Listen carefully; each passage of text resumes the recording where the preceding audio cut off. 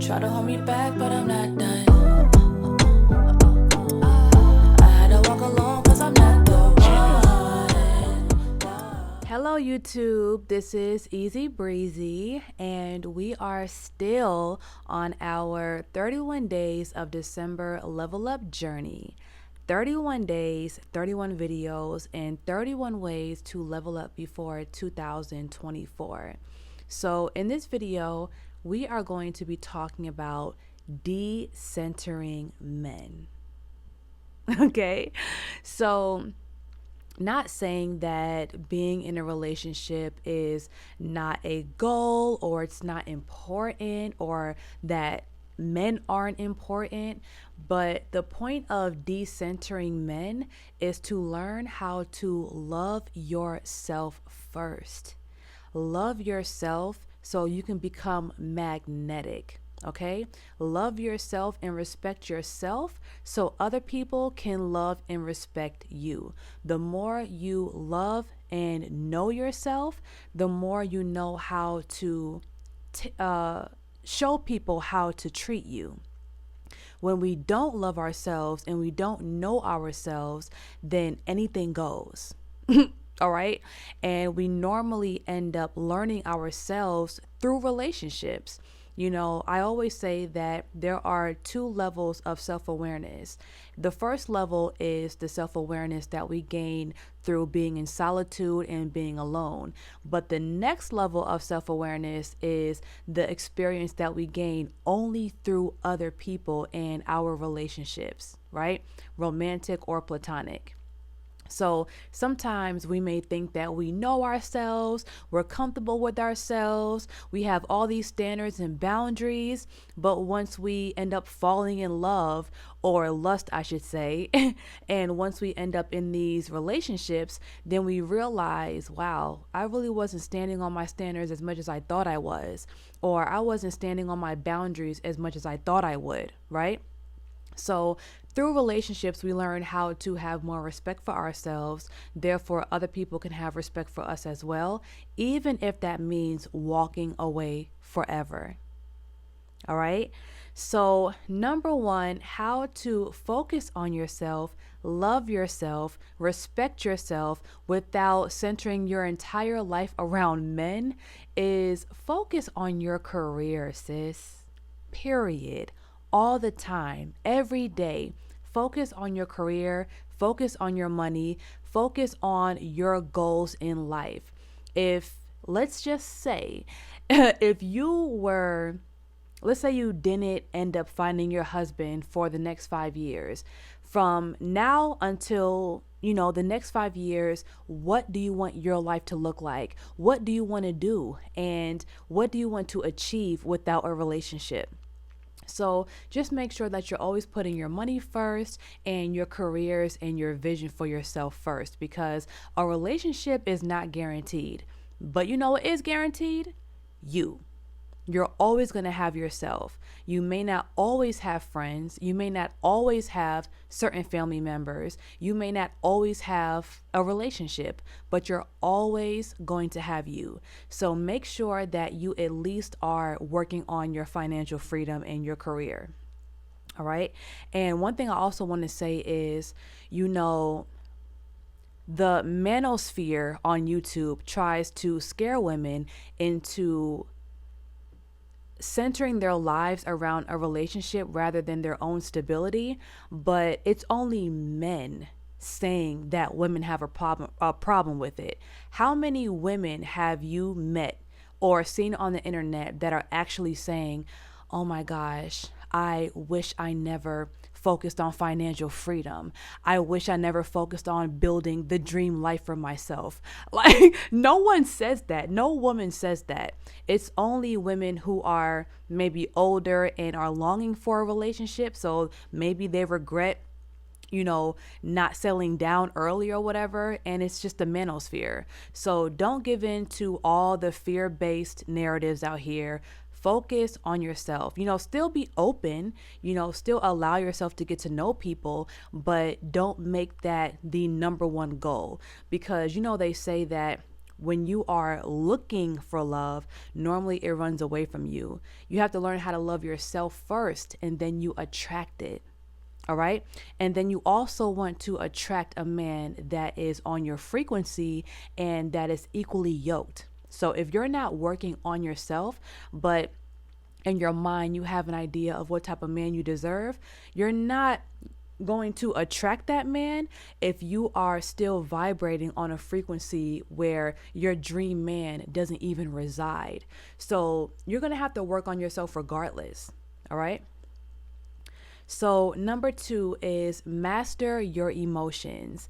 And this is a practice every single day in any scenario, any situation. When you're at the store and maybe the cashier gives you the wrong change, or you're at a restaurant and they give you the wrong food, or something goes wrong, you always have a chance to practice emotional discipline.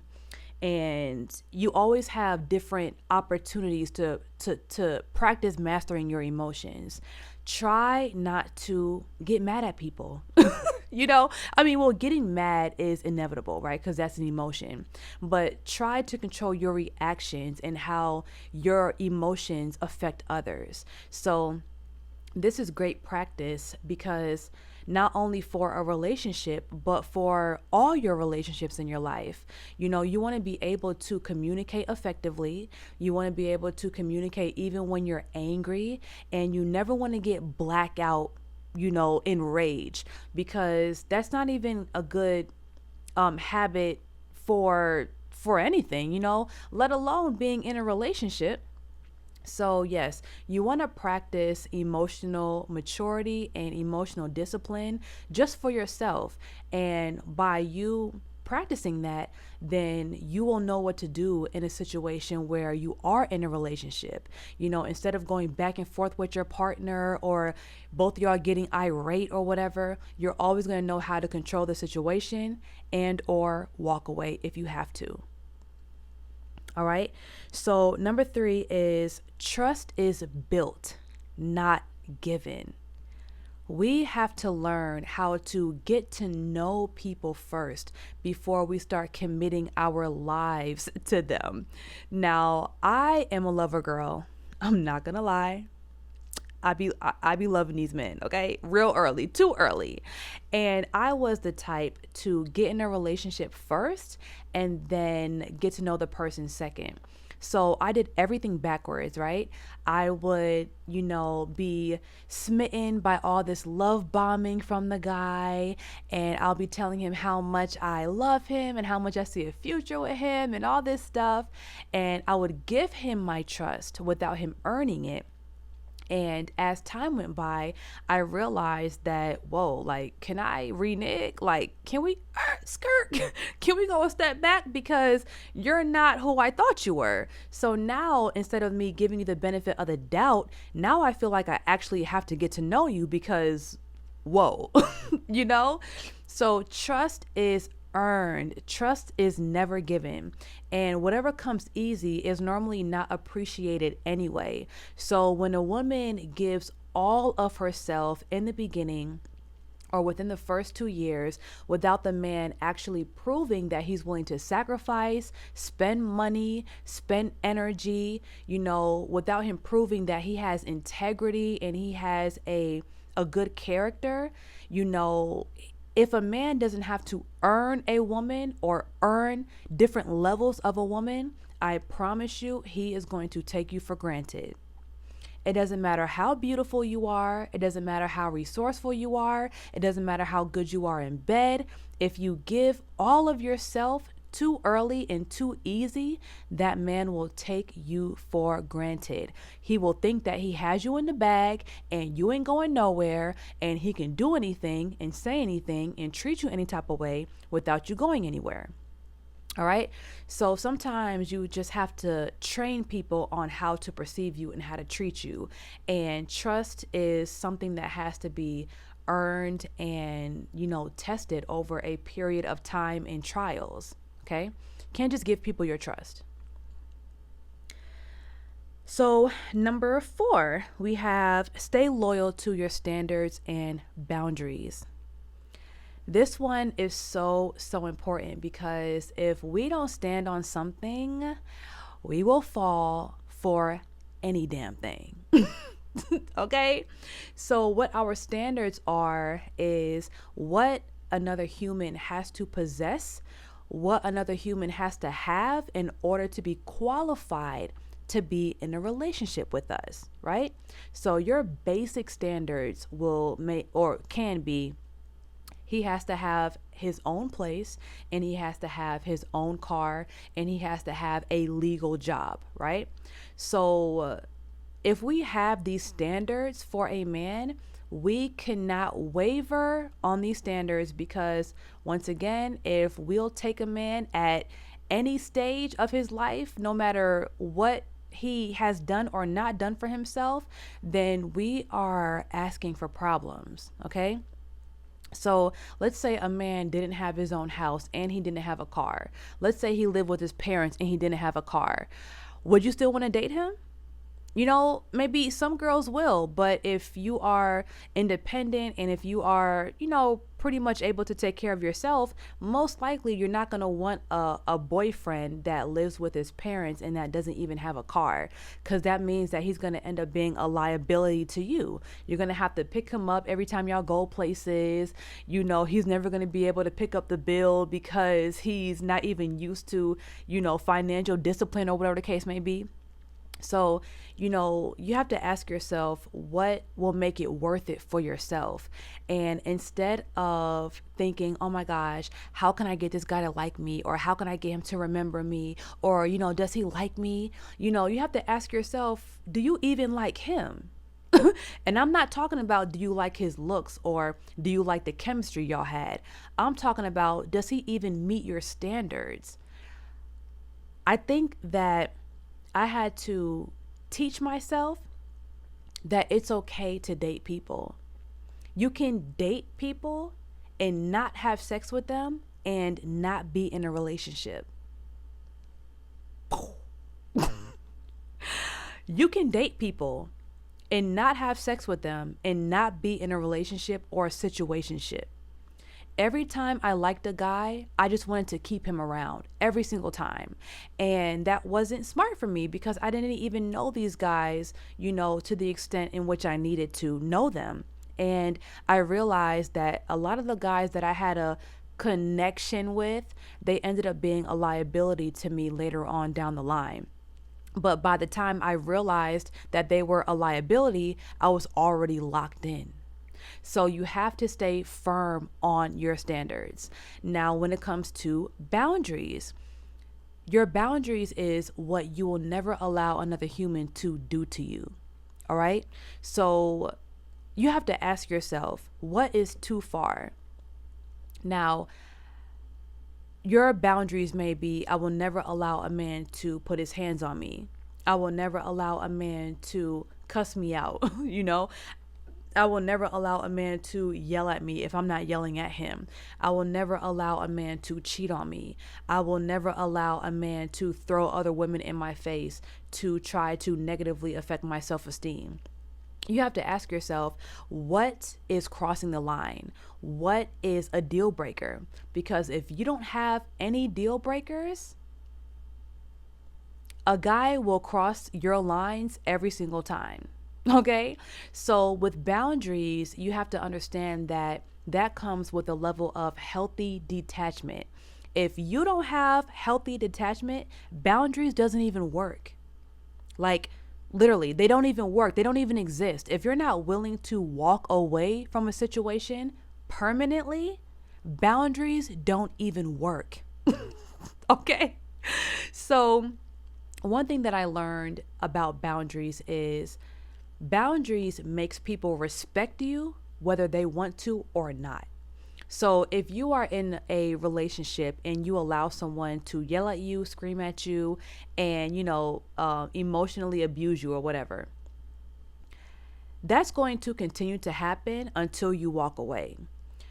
And if you allow this person to continuously disrespect you in the relationship, the more and more you take them back, the more they begin to subconsciously lose respect for you, because people have respect for individuals that are strong-willed, and they have respect for people that they see other people respecting, right?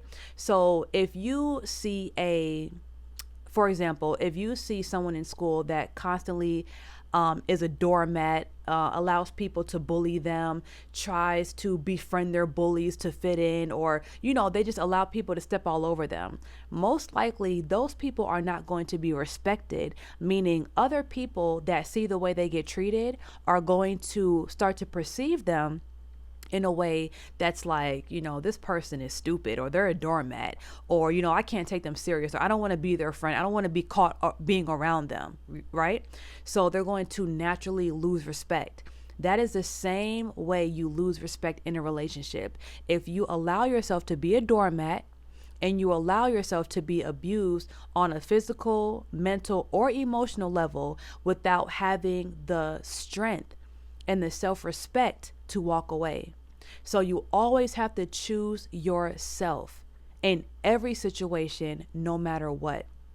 Now, what that can do is that can make the person sit back and be like, damn, ruminate on their actions, and they may come to you with an apology, or they may take accountability for their actions, or this person just may be a coward and they'll never face you again. But either way, I promise you, their respect for you is going to increase.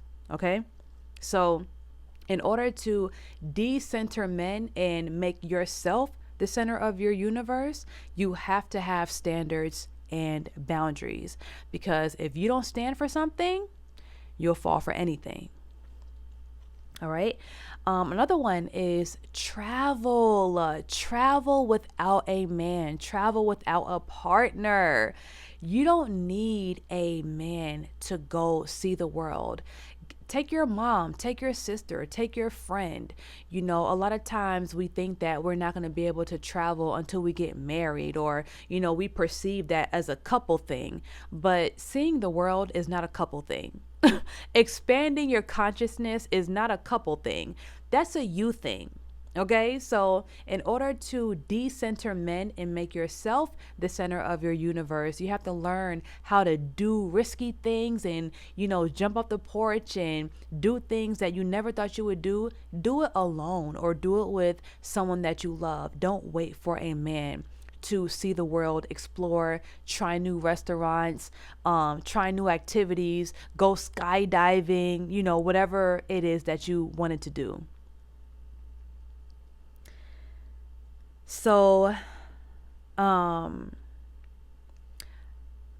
but not least, we have follow your purpose. Follow your purpose. Follow what makes your soul smile when you do this activity. Do what you would really do for free if money didn't exist. Okay, so whatever makes you feel fulfilled, whatever makes you feel like you're contributing to society when you do this activity, or when you express this talent, make sure that you are doing that activity, and that you are mastering your craft, and that you're giving it to the world. If it's a art form, if it's painting, if it's singing, if it's dancing, perfect your craft, lean into it. Record yourself and give it to the world to enjoy. So when you follow your passion, you don't even think about a relationship. You think about the relationship between you and that passion, and how it can affect other people in a positive manner, or, make you rich, or just change your whole world, change the way you attract people.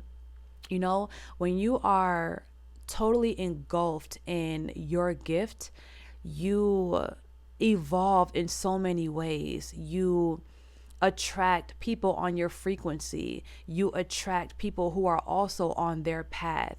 You just have a whole different reality. And when you're focused on your contribution to the world, you gain so much love and fulfillment that you literally will attract love without even asking for it. So looking for love outside of yourself it'll be completely obsolete. Like that whole idea, it's not even going to be a thing because you're going to be attracting so much love and attracting so many admirers that you're going to have to, you're going to be picking and choosing like, oh my God, like it's so many people, like it's so many friends, so many men, so many groups. Your network is going to expand, your fan base is going to expand, your perception is going to expand. So leaning into your craft, leaning into your passion, it really does give you a fulfilling and content feeling that nothing outside of yourself can give you. So one thing that I wanted to talk about is a an expression that I heard Shira 7 say. She said that you have to grow in love, not fall in love. When I tell you guys, that expression is so valuable. I needed to hear that because, like I said before, I was a lover girl and I used to fantasize a lot and I used to positively project on people, even qualities that they didn't have. And I used to fall in love and become blind, right? And become impaired and handicapped, right? Mentally handicapped.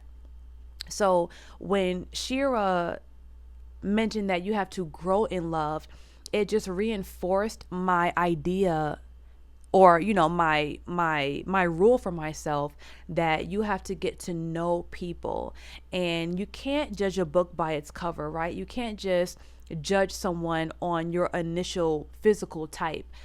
Normally the guy that treats you the best, that appreciates you, and that gives you the world is not going to be your initial type, your original type. So instead of judging people on how they dress or how they look or your initial, chemistry or whatever, learn how to judge people based on how they treat you.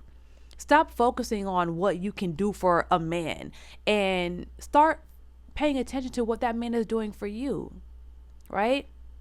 They say that your husband or, your life partner, whoever you choose, a man has to love you a little bit more than you love him, because when a man loves a woman more, then he just does more, he gives more, he provides more. And a woman, a lot of times we go off straight emotions, but when we learn to grow in love and learn how to love people and learn how to appreciate people's qualities, the more we're around them and the more we get to know them, the more we can see clear. How many times have you liked a guy based on y'all's initial interaction and the relationship ended up going like this? Like it went up really fast and then the climax happened and then it went down and then it just went like this for the rest of the relationship, right? But when you get to know someone and you learn to love that person for their character rather than their appearance or y'all's initial interaction, you learn how to go slowly up.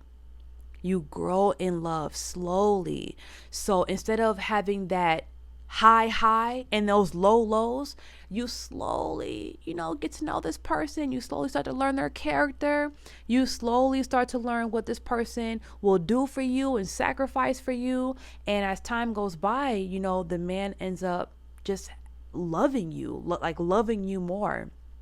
I realized that men, they fall in lust really, really quick and they fall in love really slow, right? So, for example, in one of my relationships, me and this guy, we fell in love, we fell in lust so quick, right? I probably fell in love, but I feel like he fell in lust. So we fell in lust so quick. We started hanging out and then we started seeing each other almost every single day after that. And we were inseparable for like the next 2 years, right? But even though we were stuck at the hip, as the relationship, progressed, and like a year in, he started to have more trust issues. He started to like give the one foot in, one foot out energy. And it almost seemed like he wanted me, but he didn't love me or trust me. Or he wanted me, he wanted to be around me, but he didn't want to see me do better than him. So it was like, what is this? Like, you say you love me, you do things for me here and there. You claim that you want a future with me, but you don't trust me. You don't allow me to express myself, or let me wear what I want to wear, or allow me to post what I want to post. Every time you get mad at me, you throw other women in my face. You try to tear down my self-esteem and tear me apart. And it was just so many things that wasn't making sense to me. And I realized now that he was in lust, and he wasn't really in love, because love is freedom, love is grace, love is compassion, love is space. Love is giving someone space if you feel like they need it. But in that situation, I realized that he wanted control over me, and he lusted over my qualities, but he didn't actually love me as a person. He didn't love me unconditionally as a person. So once again, I realized that women fall in love quick, but men fall in lust quick, but fall in love really, really slow. All right. So, yes, you guys, this was my idea of how to decenter men and make yourself the center of your universe, so you don't have to feel like you have to chase love, because you don't have to chase anything that's already within you. Once you start to respect yourself, honor yourself, and love yourself, that is exactly what you're going to attract from other people. All right. So, yes, honey, let's be magnetic all 2024. All right. So, if you are not subscribed to my channel already, make sure you go ahead and do that. Turn on your notifications, and I'll see y'all in the next video. And have a great time leveling up.